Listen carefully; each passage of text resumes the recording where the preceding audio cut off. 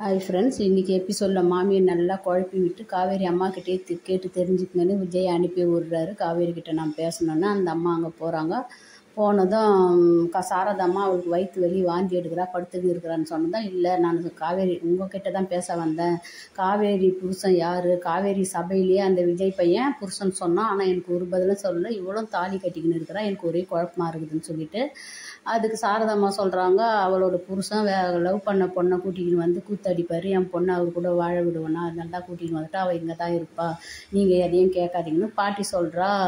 அவனா கூட்டிக்கின்னு வந்தா, அது இவ தான் கூட்டிக்கின்னு வந்தான்னு சொல்லிட்டு பாட்டி உண்மையை பேசுகிறாங்க. ஆனால் சாரதாம்மா அங்கே எல்லாத்தையும் மறைச்சி கான்ட்ராக்ட் விஜய் தான் மருமகன்றதை மறைச்சி வேறு விஷயங்கள்லாம் சொல்ல முன் வராங்க. அந்த அம்மாக்கிட்டேயும் சொல்கிறாங்க. அங்கேயும் சாரதாம்மாவும் குழப்பி விடுறாங்க. குழப்பி விட்டு தான் காவேரி கிட்ட ரகசியமாக சொல்லிட்டு போகிறாங்க, விஜய் உங்ககிட்ட பேசணுமா, உன் மேலே உயிரியே வச்சுக்கிறான், உன்னை லவ் பண்ணுறான், என் ஆற்றுல தான் இருக்கிறான்னு சொல்லிட்டு அங்கே காவேரியும் போகிறா. நாங்கள் எதிர்பார்த்தோம் காவேரி போய் விஜயை பார்த்ததுமே ஓடி கட்டி பிடிச்சி, நீங்கள் அப்பாவாக போகிறீங்க, நான் அம்மாவாக போகிறேன், கன்சீவாக இருக்கிறேன்னு சொல்லுவான்ட்டு. ஆனால் நடக்கலை. சைலண்ட்டாக போய் வெண்ணிலா எப்படி இருக்கிறாருன்னு கேட்குறாங்க. மறுபடியும் மாமியை தான் குழப்புறாங்கன்னு பார்த்தா நம்ம மிகா ஃபேன்ஸுங்களையும் டைரக்டர் குழப்பி விட்டுருக்காரு. அழகான ஒரு ப்ரெக்னன்ட் சீனை எடுத்துன்னு வந்துட்டு இன்றைக்கும்